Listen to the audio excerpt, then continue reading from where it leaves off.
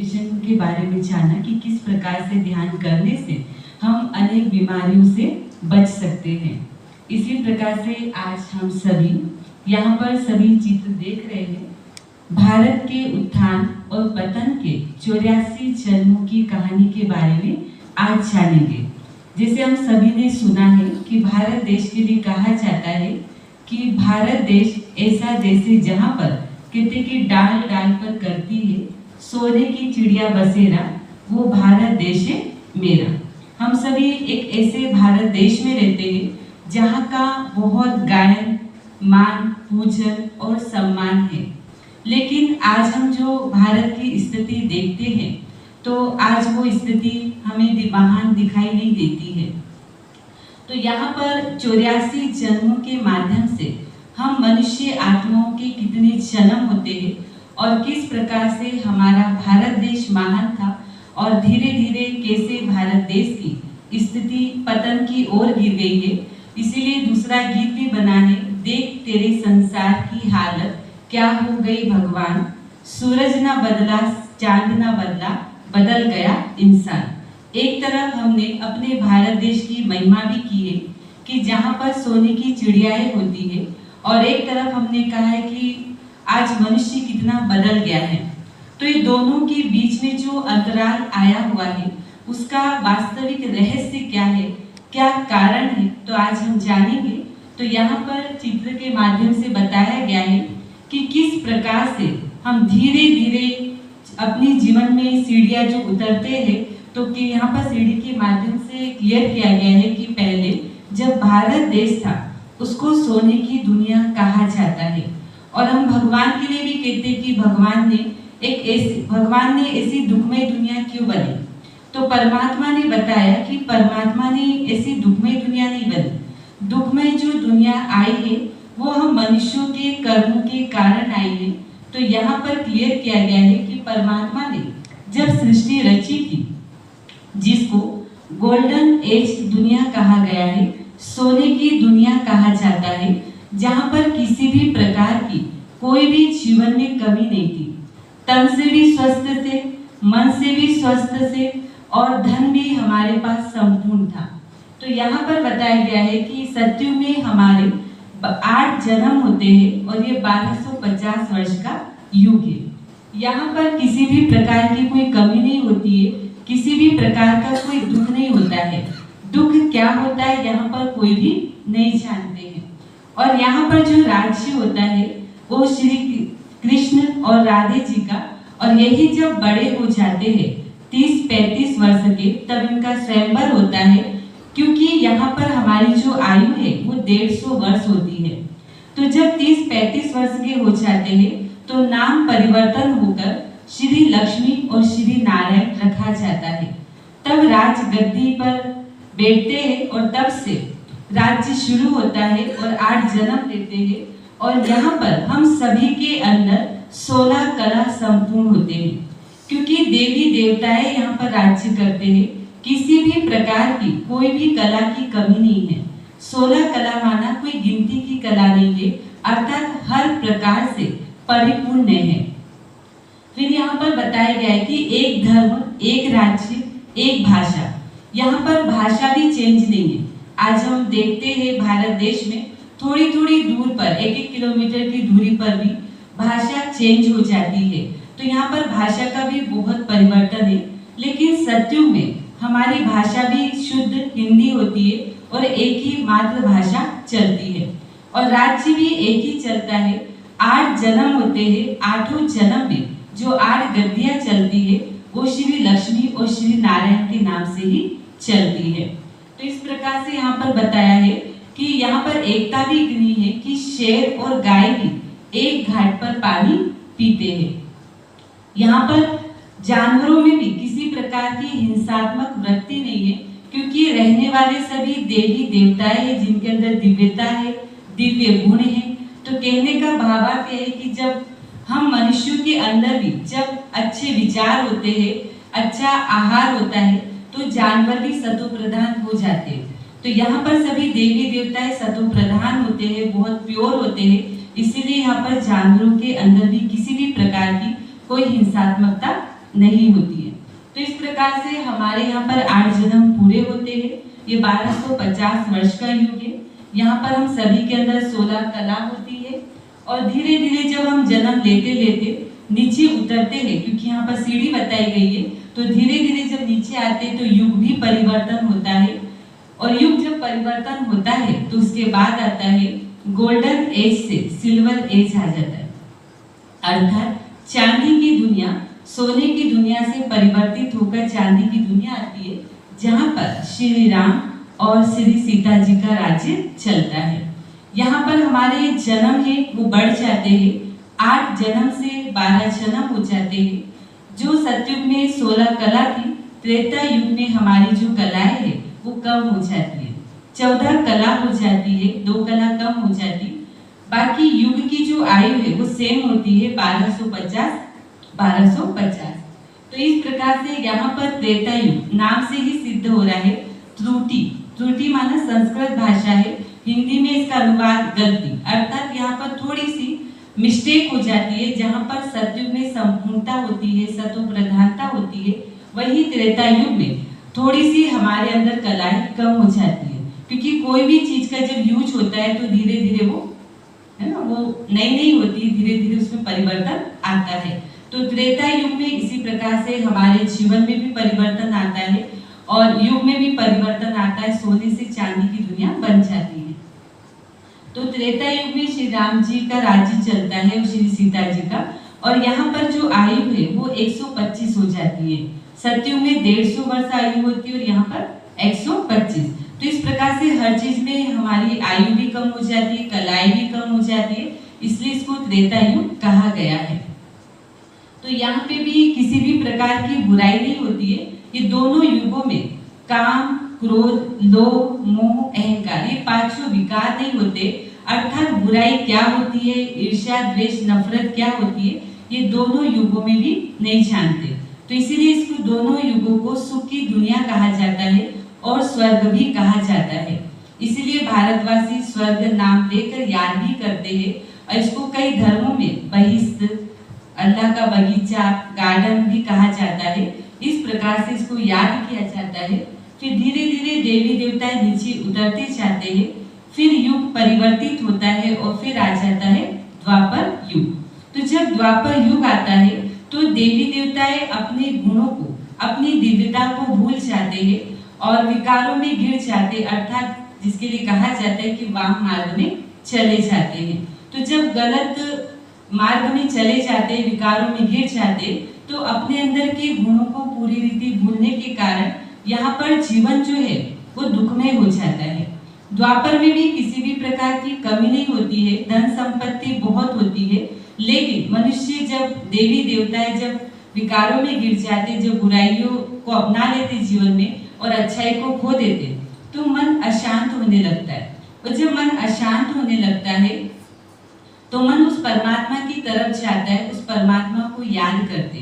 तो द्वापर युग से भक्ति मार्ग आरंभ होता है, जिसे हम कहते हैं कि भक्ति अनादि चली आ रही है। लेकिन भक्ति अनादि नहीं चली आ रही है, भक्ति द्वापर युग से शुरू हुई है, जब हम मनुष्य दुखी हो जाते तब से। और सबसे पहले भक्ति भी शुरू होती है एक परमात्मा निराकार शिव की होती है, अर्थात सोमनाथ का मंदिर सबसे पहले बनता है और विक्रम आदित्य राजा होते हैं, उन्होंने बहुत ही आलीशान, बहुत ही सुंदर सोमनाथ का मंदिर बनाते, जहाँ पर शिव जी की स्थापना होती है। और जिसके लिए कहा भी जाता है कि इतने हीरे ज्वारात से सजा हुआ था कि मोहम्मद गजनवी भी कहते 17 बार है ना लूटने की कोशिश की थी और इतनी बार कहते भर भर कर ले गए थे, मतलब इतने हीरे ज्वारातों से सजा हुआ था। तो कहने का भाव है कि भक्ति मार्ग भी जो है वो द्वापर से होती है, जब हम मनुष्य दुखी अशांत हो जाते, परमात्मा को पुकारने लगते हैं, तो द्वापर से हमने पूजा पाठ आरंभ की। जो स्वयं देवी देवता थे वो खुद की मूर्ति बनाकर खुद की पूजा करने लगे, क्योंकि स्वयं के अस्तित्व को भूल गए। और जब स्वयं के अस्तित्व को भूल गए तो किसी ने श्री कृष्ण जी की मूर्ति बनाई, किसी ने श्री राम जी की बनाई, किसी ने गणेश जी की बनाई, ऐसे अलग अलग देवी देवताओं की आराधना आरंभ की और अपना मन लगाना शुरू किया। तो यहाँ पर जो जन्म हमारे होते हैं जन्म हमारे बढ़ जाते हैं, 21 जन्म हो जाते हैं और आयु हमारी 100 वर्ष हो जाती है और कला भी हमारी कम हो जाती है। सतयुग में 16 कला, त्रेता में हमारे अंदर 14 कला और जैसे जब द्वापर युग में हम आते हैं तो हमारी कलाएं सीधी 8 कला हो जाती है। तो 8 कला जब हो जाती है तो यहाँ पे भी हर प्रकार से सुखी होते हैं, लेकिन बुराइयों में जाने के कारण, जीवन में अपनाने के कारण मन अशांत होने लगता है। इसीलिए परमात्मा की पूजा करने शुरू करते हैं, भक्ति मार्ग शुरू हो जाता है और इस प्रकार से फिर धीरे धीरे जन्म लेते लेते हम नीचे उतरते जाते हैं। फिर आ जाता है घोर पापों का युग, जिसको कहते हैं कलयुग, जहाँ पर कहा जाता है कि आए दिन कलह कलेश है, घर घर में लड़ाई झगड़ा। तो ये कलयुग की निशानियां हैं और कलयुग की कुछ निशानियां भी बताइए कि ऐसा कलयुग आएगा जब कहते 4 कुएं का पानी एक कुएं में समा जाएगा, लेकिन एक कुएं का पानी 4 कुएं में नहीं समाएगा। कहने का भावार्थ ये है कि एक माता पिता अपने 4 संतान को पाल पोस कर बड़ा भी कर सकते, लेकिन वही संतान अपने एक माता पिता को, 4 बच्चे हैं तो भी आपस में क्या कर लेते, बंटवारा कर लेते। तो कहने का मतलब आज कलयुग में वो सारी चीजें हो रही है और कलयुग की निशानियां और भी बताई गई है कि जब गाय विष्ठा चुगने लग जाए, तो आज गाय वास्तव में है ना, जो भोजन करना चाहिए, जो शाकाहारी चीजें लेनी चाहिए, तो गाय भी आज गंदगी चुगने लग गई है।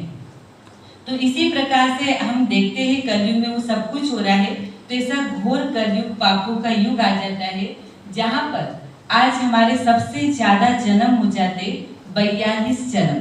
तो जब 42 जन्म हो जाते, जो भारत महान देश था, जहाँ पर देवी देवताओं की इतनी महिमा थी, भारत को पूजनीय माना जाता है, आज वहीं पर भारत की इतनी दयनीय स्थिति बता रही कि जहाँ पर हम देवी की 9 दिन तक पूजा आराधना करते और 10वें दिन ले जाकर हम उनका विसर्जन करते, है ना। तो ये सही है क्या, है ना। जहाँ पर कहते थोड़ी सी भी ठोकर भी नहीं लगनी चाहिए और वहीं पर हम ले जाकर फिर विसर्जन भी करते। तो जब कलयुग में बताया कि हमारे अंदर एक भी कला नहीं है, 9 कला, बिल्कुल कलाहीन हो गए हैं, अर्थात बुद्धि चलनी जो चाहिए वैसे हमारी कलयुग में बुद्धि नहीं चलती। सही क्या है, गलत क्या है, ये सोचने की क्षमता हमारी पूरी तरह से खत्म हो जाती। तो जब मनुष्य कलयुग में बहुत अति दुखी हो जाते हैं, भगवान को बहुत पुकारने लगते हैं, तो भगवान ने गीता में वचन दिया है, यदा यदा ही धर्मस्य ग्लानि भवति भारतम, अर्थात जब अति धर्म ग्लानि का समय होता है तो परमात्मा ने कहा मैं इस धरती पर अवतरित होता हूँ और अधर्म का नाश कर एक सद्धर्म की स्थापना करता हूँ। तो परमात्मा अपना गीता का वचन निभाते और इस धरती पर अवतरित होते हैं। तो परमात्मा कलयुग के शुरू में नहीं आते, जब कलयुग का बिल्कुल लास्ट टाइम होता है, क्योंकि हम मनुष्य बुराइयों में गिरना आरंभ करते, तो तब हमें अगर कोई कितना भी समझाए तो हम उस बात को स्वीकार नहीं करते।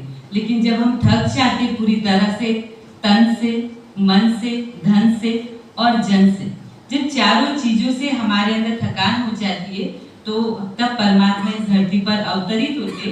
तो यहाँ पर बताया है कि परमात्मा जब इस धरती पर आते, तो साइड में एक युग बताया है जहाँ पर सफेद वस्त्रधारी ब्राह्मणों को दिखाया गया है, अर्थात संगम युग। संगम युग अर्थात कल्याणकारी युग, ये भी एक युग है जहाँ पर बताया गया है कि 100 वर्ष का है, परमात्मा इस धरती पर अवतरित होते हैं।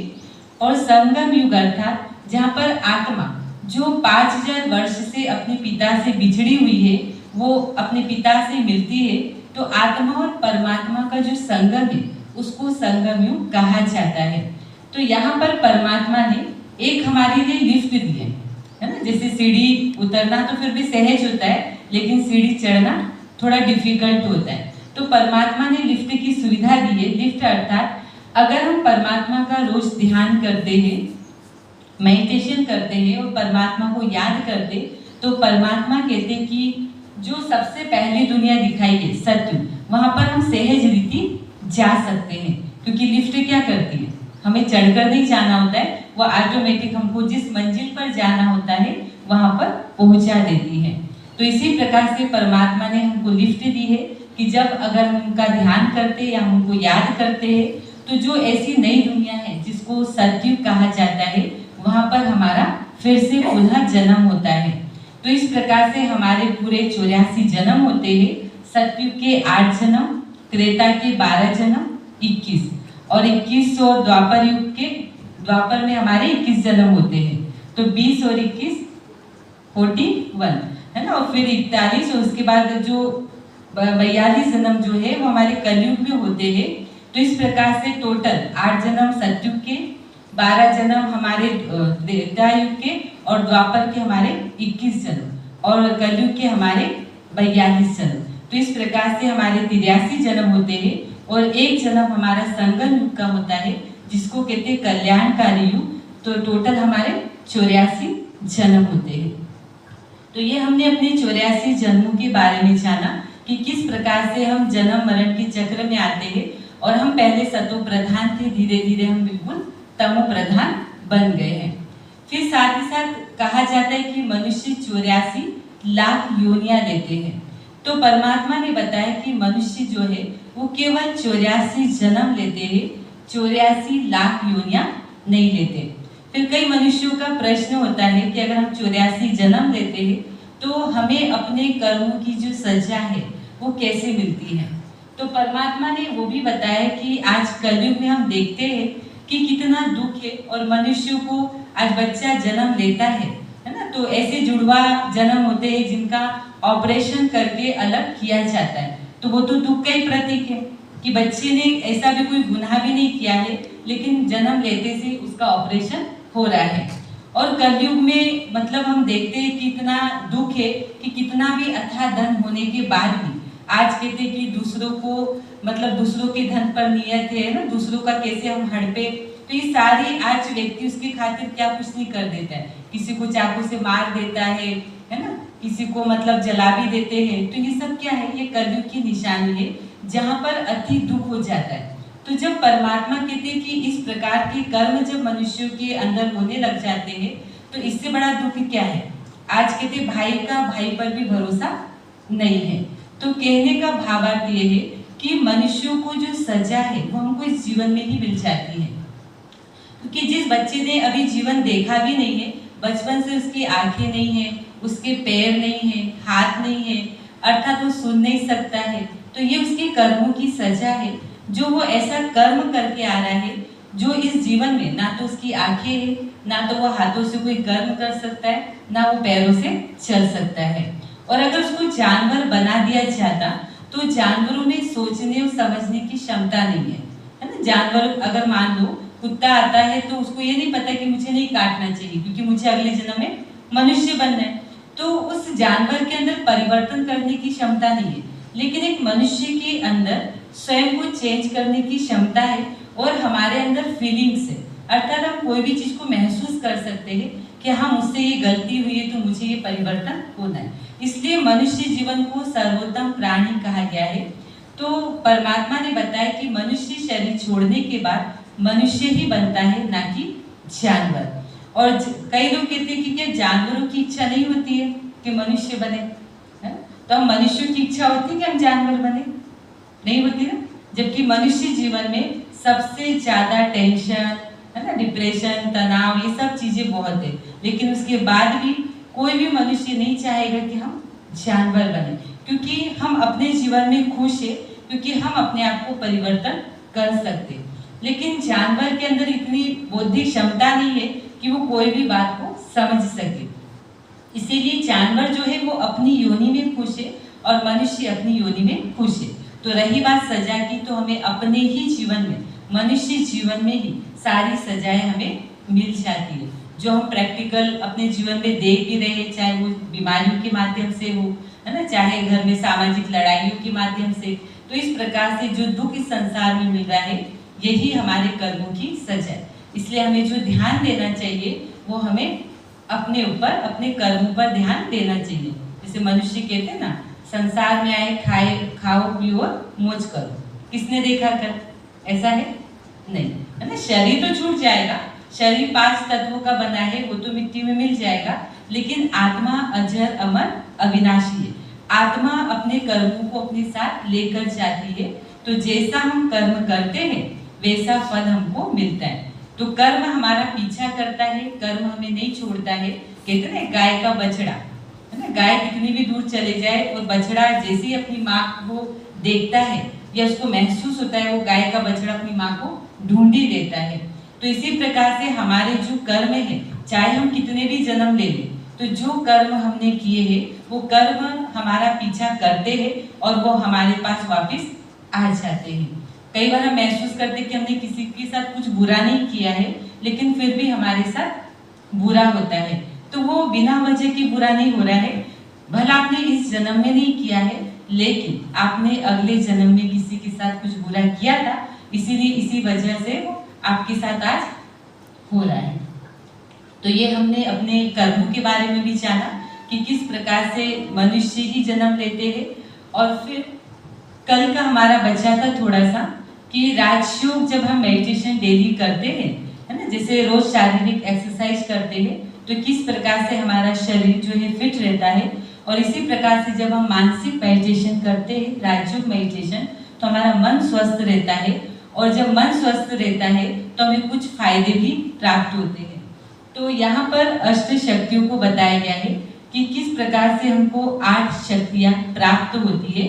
तो सबसे पहले यहाँ पर शक्ति बताई है सहन शक्ति, कि जब जीवन में हम कोई भी चीज को सहन करते हैं, है ना, दुनिया में कमजोर माना जाता है कि सहन वो करता है जो कमजोर होता है, लेकिन परमात्मा ने बताया कि सहन शक्ति कमजोरी नहीं है, सहन करने वाला शहंशाह बनता है।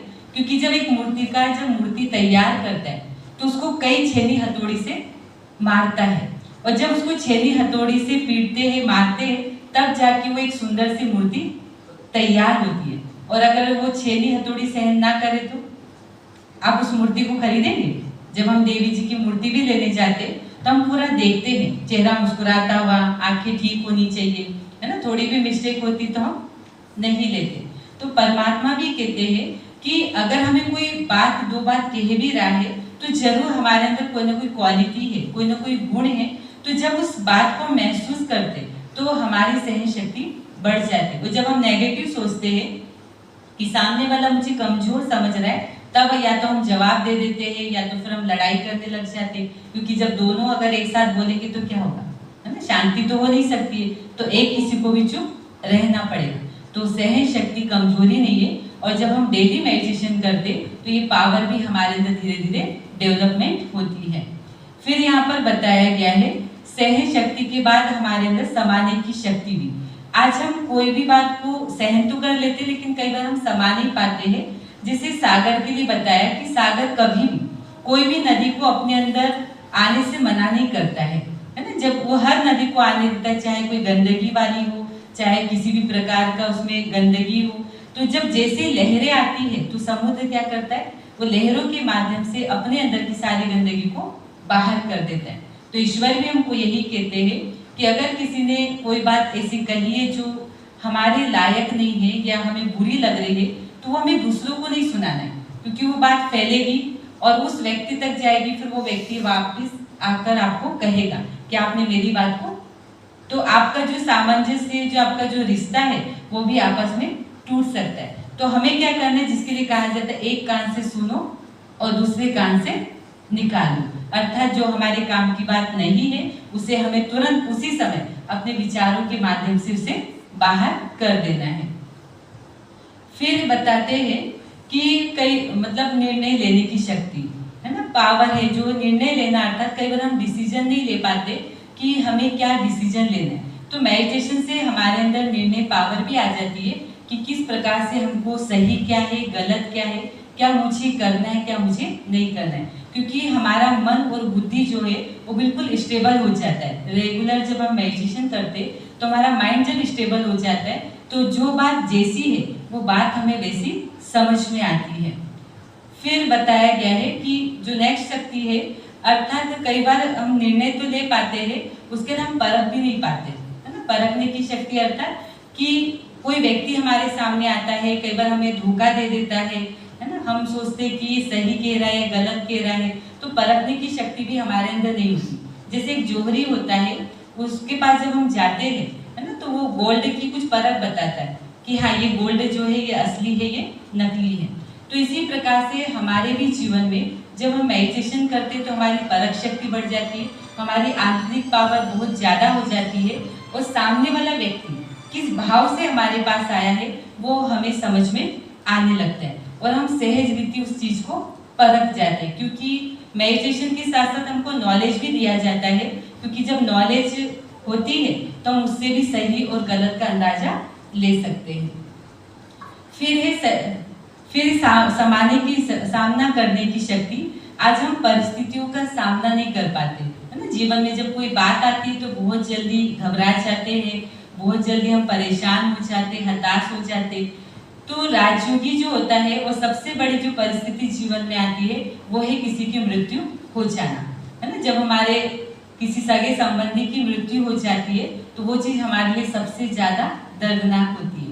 तो यहाँ पर ये बात हमें सीखने को मिलती है कि आत्मा अजर अमर अविनाशी है, अर्थात केवल शरीर छूटता है, आत्मा तो केवल दूसरा जाकर जन्म लेती है। तो कपड़े परिवर्तन करने में तो कोई हर्जा नहीं, है ना। आज अगर हमने रेड ड्रेस पहनी है, कल अगर हमने ब्लू पहन ली तो कोई दिक्कत नहीं, तो केवल ड्रेस का परिवर्तन हुआ है ना। तो इसी प्रकार से आत्मा का परिवर्तन, शरीर का परिवर्तन हो जाता है, आत्मा जाकर दूसरा जन्म ले लेती है। तो यहाँ पर बताया कि सामना करने की शक्ति भी हमारे अंदर आ जाती है, हमारा मन विचलित नहीं होता है और हम परेशान नहीं होते, क्योंकि जब मन हमारा स्वस्थ होगा तो कोई भी परिस्थिति का हम सहज रीति सामना कर सकते हैं। फिर है सहयोग की शक्ति। तो सहयोग की शक्ति अर्थात कि जैसे आज बताया जाता है कि गोवर्धन पर्वत को श्री कृष्ण जी ने अकेले नहीं उठाया, उनके साथ सारी गोपिकाओं ने अपनी सहयोग की एक उंगली दी थी। तो ईश्वर भी हम सभी से एक उम्मीद यही करते कि सारे, जैसे हम कहते हैं ना कि हमारे अकेले बदलने से क्या होगा, है ना, जब सब बदलेंगे तो तब जाके परिवर्तन होगा। लेकिन परमात्मा कहते नहीं, आप स्वयं को बदलो तो जग अपने आप बदल जाएगा, है ना। एक कहानी भी है, कहते जंगल में आग लग गई थी तो सभी जंगल के जो भी जानवर थे सब भागने लगते हैं, लेकिन चिड़िया जो छोटी सी होती है वो समुद्र में जाती है, चोंच में पानी भरती है और जाकर वो उस जंगल में छिड़क देती है अपनी चोंच से। तो जानवर मतलब बंदरों ने देखा और उनको कहा, चिड़िया रानी तुम्हें क्या लगता है तुम इतनी सी पानी डालने से क्या जंगल में आग बुझ जाएगी? तो चिड़िया रानी को वो समझाते, देखो चलो तुम भी, नहीं तो यहाँ पर जल जाओगी। तो चिड़िया रानी बहुत अच्छा जवाब देती है कि कोई बात नहीं, आग बुझे ना बुझे, लेकिन जब इतिहास में जब नाम लिखा जाएगा तो आग लगाने वालों में से तो नाम नहीं होगा, आग बुझाने वालों में से तो मेरा नाम होगा। तो कहने का भावार्थ है कि कई बार हम ये सोच के कार्य नहीं करते कि मेरे अकेले करने से क्या होगा, कुछ तो परिवर्तन नहीं होगा। लेकिन ईश्वर हमको कहते कि अगर हम हिम्मत रखते हैं या संकल्प रखते हैं स्वयं को परिवर्तन करने का, तो धीरे धीरे एक चेन बनती जाती है। क्योंकि आज आपको देखेंगे, आपको कई लोग नोटिस करने वाले हैं, तो वो लोग भी आपको जब देखेंगे तो वो भी अपने आप को चेंज करते जाएंगे। इसीलिए हमें अपने विचारों को चेंज करना है कि मुझे स्वयं को बदलना है। तो जब इस बात का हम सहयोग ईश्वर को देते हैं तो भगवान कहते हैं जो संसार है एक दुख का पहाड़ है, तो इस दुख के पहाड़ को हमें चेंज करना है। तो सबसे पहले खुद के परिवर्तन की हमको उंगली देनी है, ठीक है। और फिर आता है विस्तार को संकीर्ण करने की शक्ति, जिसे कछुआ होता है ना। कछुआ भी जब कर्म करता है तो इंद्रियों को फैला लेता है, और जब उसे कर्म नहीं करना होता है तो इंद्रियों को समेट लेता है। तो ईश्वर भी हमको कहते हैं कि जानवर में इतनी अच्छी समझ है कि बिना कर्म के वो शांति से बैठ जाता है, लेकिन हम मनुष्य, है ना, कर्म नहीं करना होता है फिर भी क्या करते हैं, हमारे शरीर तो चलो नहीं चलता है, लेकिन हमारा मन और हमारी बुद्धि चलती। और आज मनुष्य सबसे ज्यादा किस बात से थकता है? शारीरिक नहीं थकता है, सभी को अनुभव है, मानसिक थकते है ना। कई बार बैठे बैठे कहेंगे बहुत थक गए, तो सामने वाला कहते आपने तो आज कुछ काम ही नहीं किया। अरे काम नहीं किया, लेकिन मन से बहुत थक गए हैं। तो कहने का भावार्थ ये है कि मन हमारा चलता रहता है। तो जो भगवान ने हमको विधि बताई है ना, मन तो देखो चलेगा, क्योंकि मन का जो कार्य है वो चलने का है, लेकिन मन को एक होमवर्क दिया है। क्या है? जब हम शांति में बैठे, जब हम फ्री हो, जब हमें कोई कर्म ना करना हो, तो अपने मन को उस परमात्मा की याद में लगा दें।